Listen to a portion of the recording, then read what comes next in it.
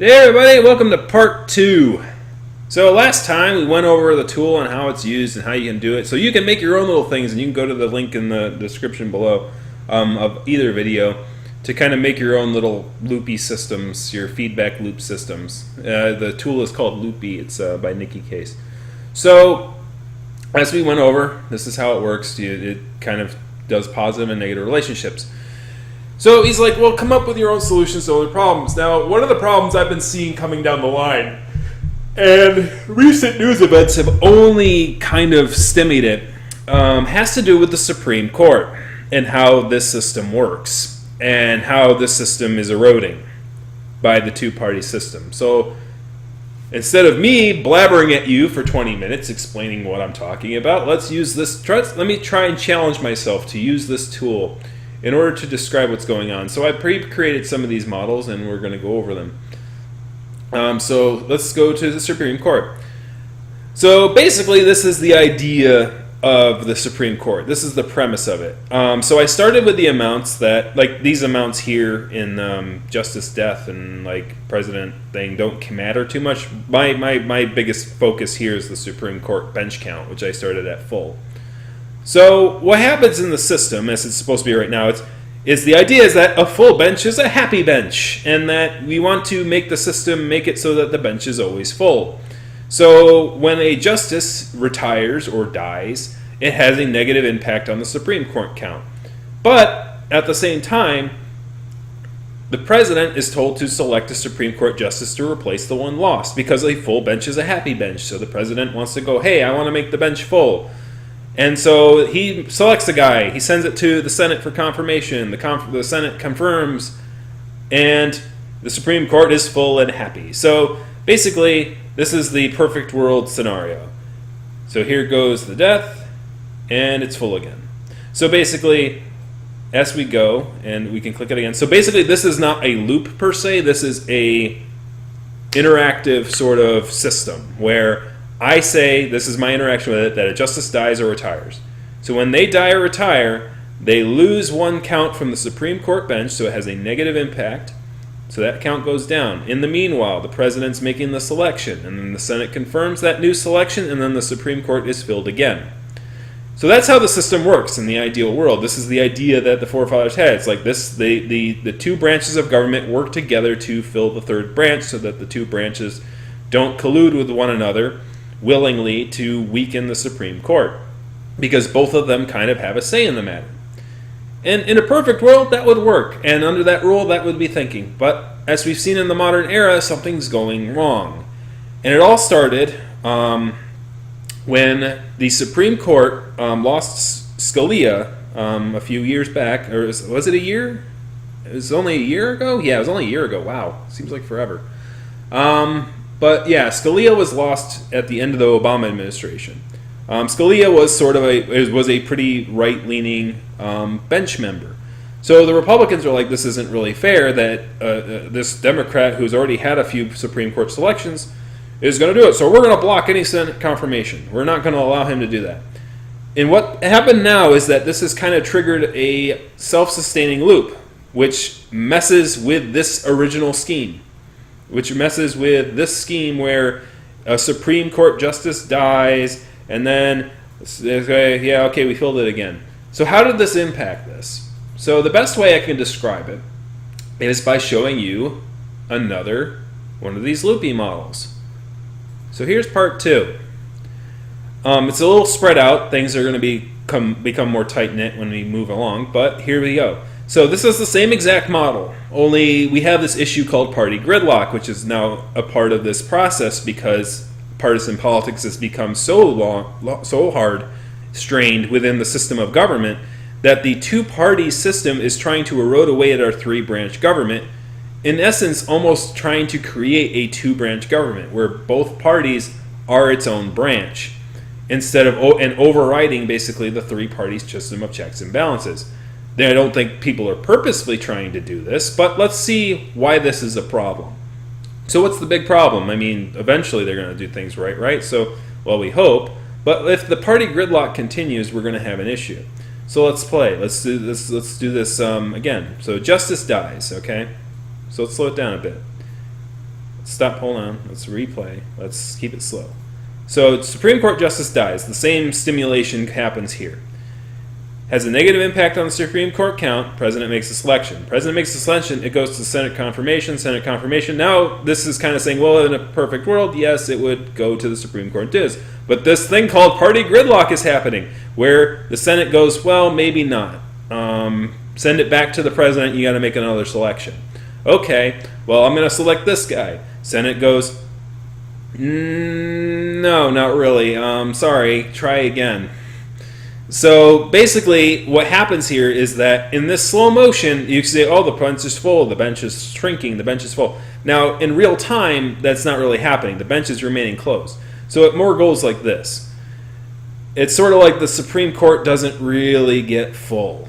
It just kind of stays at less members. So the bench isn't really happy because it's not really full. Now, while this is going on, and this argument over here on the upper right is going on, about whether or not they should Supreme Court justice, and the people are saying, you don't, the people on one side of the aisle are like, you better not do it, and the other ones, you better do it, man, this is really nuts. Guess what happens? Time marches on, folks. Time stops for no man or no frickin' party. So another justice dies. Okay. So the same thing is happening, only there's two at this point, where two Supreme Court justices are being argued in this party gridlock, while the Supreme Court now has two less people on its bench. Another one dies. Same thing. And let's go again. Another one dies. All right. Here we are. And another one dies. And another one gone. And another one gone. Another one bites the dust. All right. So here we are. See what's happening to the Supreme Court as this happens here. Yes, there's party gridlock. Yes, the Supreme Court, the President and the Senate are becoming very powerful. They're arguing over this thing, and they're becoming extremely powerful. But the judicial branch, as a result, suffers because of this party gridlock. Eventually, if the pattern continues, where the partisan politics is like, well, we can deny that people from the Supreme Court because we're politically motivated to do so, makes it so that the Supreme Court erodes away, so that at the federal level, the judicial branch loses teeth against the legislative and the executive branch through unknown collusion. It might not be purposeful, but that's what's happening, and that's what will continue to happen unless this is solved. So, okay, we use this system to kind of explain how this system is problem. This is a problem with the system. So right now, like even right in this partisan thing, it's like, well, a full bench is a happy bench, and people's fear of the bench not being full needs to overwrite any partisan party gridlock. That's not the case right now. There's no fear that it's like, oh, well, we can leave the Supreme Court empty because there's no real fixed number from what I've been told. But, so the question is, it is an important problem because eventually there will be no one on the Supreme Court if things continue this way. Obviously, there might be a common sense overwrite as soon as the Supreme Court reaches a certain level and they go, wait a minute, this is really causing a problem. Maybe we should do something about it. But, people tend to only act when things are an emergency for some reason. I have no idea why.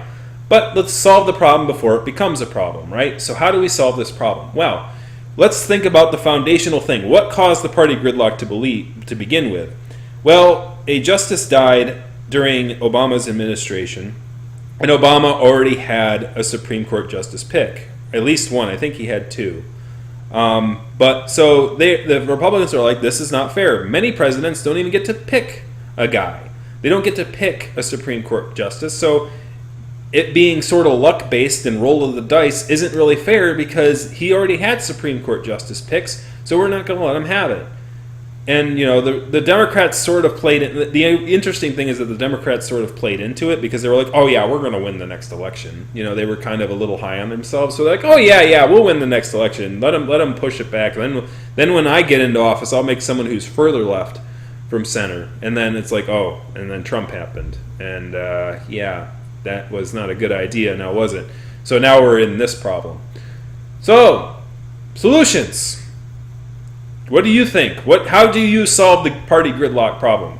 So if you want to stop the video right now and think it over maybe and have some fun with it, stop the video and like kind of open this. So I guess I'll try to put a link in the description. I'll try to get a bitly version because this thing makes links, so you can create links. Actually, you can save all your progress as a link, or you can embed it in your website. I haven't tried the embed in your website tool yet, which I probably will with these 3 items, and make a sort of written form sort of thing on it. So, solution. What's my solution? Now, as I said, I've been thinking about this for a bit. So, yeah, here's my solution. Looks a little messy, doesn't it? But let's slow things down a bit. All right, so let's, because I move things around, so you might be a little bit confused. So let's just play it out. Let's play it out and see what happens. All right. So justice, death, justice always, the justice, death is the thing that catalyzes the whole process. Supreme Court is full. So let's slow it down a bit so we can watch the arrows move. So Supreme Court justice dies, Supreme Court justice gets smaller. I move these closer because the impact's pretty immediate. President selects, party gridlock still is there, so that still has the negative impact. But you need to include something that would, alleviate the party gridlock enough so that all of a sudden it's like, oh, the Senate will actually confirm, a Supreme Court justice, a new rule that would alleviate the negative impact that the party gridlock has. And that's the idea of this 1 justice per term. So what does this mean? Well, the president is the one who selects the Supreme Court justice. The issue here is that it's random number generated. If the rule is a full bench is a happy bench, then the issue here is that we need to fill the bench whenever it happens. So basically we say, okay, there's 9. 9 is the cap. The issue here is that when the 1 person leaves, it's got to be filled by whoever is the president. So it's sort of like this random number generation thing going on. And there's also another issue that a lot of people don't talk about either, and that is people on the Supreme Court, if they don't align with the president's beliefs, are going to feel like they're trapped. They're kind of feel like they're trapped in their job. Like, it's like you could leave the bench, you could retire from the bench, but the problem is that if you politically fundamentally disagree with the president in the office right then, you're basically giving up your spot to a person wouldn't make the same decisions you would make, wouldn't see things the way you would see them. So you're kind of alleviating power to the other side. So whether or not they think about that stuff openly, it's its own problem, which isn't even part of the party gridlock problem. So the system has another embedded problem, and that is Supreme Court justices don't want to retire if the president disagrees with their ideology point. So this also solves this problem. This 1 justice per term basically indicates this. The rule is this. A president makes 1 pick for justice in a term. They are only allowed to put 1 person on the Supreme Court. And in fact, they're supposed to. Like, it basically would be the rule of law, and that is that the change of the idea would be not the full bench is a happy bench, but a fair system is a happy system. So let's go over this again. While I'm talking about this, let's let it run again. So president makes a selection. So this is their first time that they make the selection. So, because the Senate knows that this is the one and only choice they get for this term, one and only person, they're probably more likely, if the selection is reasonable, to go, yeah, sure, let them in. Now, if the person's really bad, they might not. Now, I'm not going to go into full details on different variances and stipulations that could be inputted, to kind of make it so that the president should always get 1 per term. But let's just go over the simple fact. So let's say another Supreme Court justice dies, but this president has already had a pick. So in essence, this president's already had a pick. Okay, sorry, no. That's cool, man. That's cool. You picked that guy, and I'm gonna let you finish. But you already had somebody in your term already. So yeah. Sorry, dude. You're not gonna have that Supreme Court pick. The Supreme Court is going to remain at whatever level it's at for the remainder of the term. So the election happens. The same president or a new president comes into power. So at the beginning of that term, when the Supreme Court's not filled, it's like, okay, well, you need to make a Supreme Court pick. So they're going to make a new Supreme Court pick. So the blah, blah, blah, and then Senate confirms, and then Supreme Court loads up.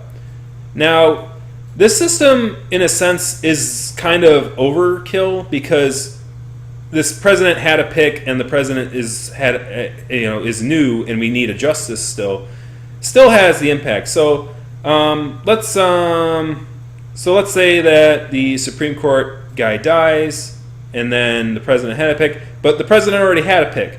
So in essence, I could hit down here to symbolize that and say, you already had a pick, so you don't get a selection. So that selection is null and void. So this is kind of just a whole tool to kind of help you see things better. In essence, is basically putting a negative here. And same thing with doing the positive. If a new justice comes in, this is kind of a tool to help you see, how the system would work. It would actually, in essence, happen up here. You would hit the up button here to indicate that he picked somebody because it's a new president for a new term. Supreme Court justice goes back up. So in essence, this is how it works. Now, how to make the system work in such a way where the Senate still has power, but the president has some power too. Because here's the thing: in our current system, you're thinking to yourself, well, that's cool and all, but the Senate could, in essence, keep blocking confirmations until the president's out of office, and then what's he going to do? He has limits. He can't serve after his term. So, what's going to stop them from, even if you say the law is that they get one Supreme Court justice pick per term, how do you enforce that when the Senate can just block that one confirmation all they want all day long until the president's out of office? And then what? Well, that's where weights and systems and balances come in. So currently, I think it's like 50. You need more than 50% or something like that. So let's say for the first year of a president's term, the Supreme Court justice needs a 50% confirmation from the Senate during the first year. But the president needs to keep confirming if the Supreme Court isn't full. So that he needs to pick somebody to fill in the slot if the Supreme Court is not full. He has to pick somebody no matter what time of the year it is. So he'll make the pick. Supreme Court will deny it the first year with more than 50%. So then the second year will go, okay, you need 60%. You need 60% the second year. And then the third year, you need more than 75%. And on the fourth year, his very last year in the term, if he hasn't made a Supreme Court pick, then he gets 90%. So in essence, he gets a 90%. The Senate needs to be 90% sure that, no, we don't want this guy in there, to go, no, you're not going to have it. And then it's like, you see, if you didn't have the one justice per term rule, a rule like that would make people's minds go, what the heck? But because they're limited to one and they only get to pick one, it also kind of puts pressure on the Senate to pick, like if the president if it happens in the early part of the term, the president's going to try and pick someone moderate. And the Senate's under a lot of pressure to go, yeah, we might want to pick this guy because, because if we deny it, if we block it, later on down the term, it's going to be harder to block it. Our job to block the president gets harder the longer we let that bench stay open. So it makes things a bit trickier. But this is just like free thought. Like there's a lot of like different variances and stuff like that. I'm not a lawyer. I'm just a person who is a political junkie. A little bit. I like thinking about systems and how they work and how they function and trying to make them improve for more people. So, I mean, that in essence is kind of how it works. Now, the other issue that comes from adding a one justice per term. What happens if, here we are in this thing, the Supreme Court's full, this president's about to leave office. But the bench is full. Everyone's happy. So what happens here? So I guess what would have to happen here is like if the president would have the choice of being able to make a Supreme Court justice pick basically on the August of the election year. August of the year of the election in which his term will end. If the Supreme Court is still full at that point, president gets to make a selection with a 90% Senate confirmation process, just as always. And they would basically replace the oldest sitting member on the bench. And not oldest as in age, oldest as in the justice who's been on the bench the longest. So it kind of makes it so that, it kind of puts a thing in the Supreme Court too, where that happens, and they're like, well, it looks like my colleagues aren't going to leave, and like if I'm a guy who's, if I'm a Supreme Court justice who's against the president in power, I'm going to go, hey, I'm not going to move from my bench. But if, like, say, somebody is getting old and reaching retirement, like somebody who agrees with the president is getting old and reaching retirement age or is in poor health, and it's like, dude, I know I'm in poor health. I'm not going to live very long. There's a risk that the next president is going to be someone who disagrees with me ideologically.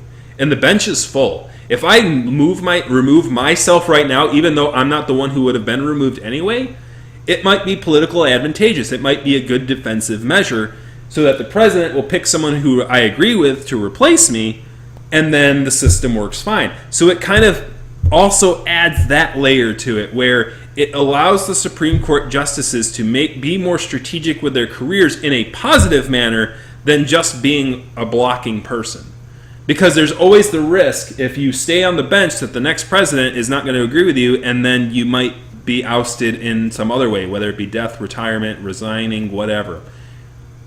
You know what I mean? So, to me, this idea is a big one, and it would have to require a constitutional amendment. Because right now, it's a full bench is a happy bench. It needs to be changed to one justice per term. That's the rule. One president gets one justice to put on the bench per term, period. They can't have two, they can't have zero. They get one. Everyone gets one. Every term gets one. Now, the president themselves might get two if they get 2 terms in office. If a president is reelected, then they get to have a second Supreme Court pick. It also keeps the bench fresh. Because let's say in an ideological world where we live to be 200 years old, a lifetime appointment to the Supreme Court bench all of a sudden becomes an 100-year tenure. So the ideas don't remain fresh because there's not this rotationary thing happening. But because you have this issue where, like, let's say we cap the bench at 9, we're always going to have 9 times 4. Like, the longest a justice would be able to serve is 9 years times 4 years, or 9 justices times 4 years. So 36 years. Is that right? Yes, 36. So 36 years would be the longest a Supreme Court justice can sit. Now, that might not seem like a long time. But here's the thing is that most Supreme Court justices don't become Supreme Court justices until like their late 40s, early 50s, because they've been in law school for a long time. So most Supreme Court justices don't sit on the bench that long.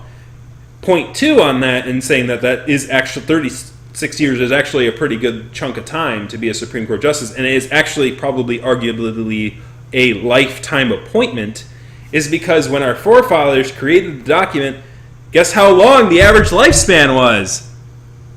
It was around 36 years, guys. From cradle to grave, a person lived on average 36 years, particularly males. They only lived to be 36 years old. So, saying that, well, the Constitution says a lifetime appointment. In the justice branch of the government, life doesn't mean from cradle to grave. It usually means a very long period of time. That's why you say 25 to life. Like, a life sentence in legal terms isn't like, oh, until the person dies. A lot of people see it that way. But that's why you can have more than one life sentence, which is a very weird thing to most people. They're like, oh, he got 2 life sentences. It's like, what? That doesn't make any sense. Because in the justice branch, life is a finite range. It's not an infinite range. It's a finite range that actually has a number tied to it. And it's around 36. It's a little bit higher, I think. It's around, maybe it might be 40, 50, I don't know. It's weird. That's why I don't like it, really. But, like, it's around that area. So I think it's a very solid idea. And I think if it's expanded, I think it could help alleviate the party gridlock in dealing with the implementing of the Supreme Court picks. So, what do you think? How do you think this problem could be solved? You can make your own loopies and figure that out and have fun with it. So, I'm going to get the hop out of here. Thank you very much for watching this very pragmatic political kind of discussion. You nerd, you. You made it. You made it through the whole thing, you nerd. You nerd. Anyways, I'm going to get the hop out of here. Thank you very much for watching, and I'll see you on my next video. Thanks.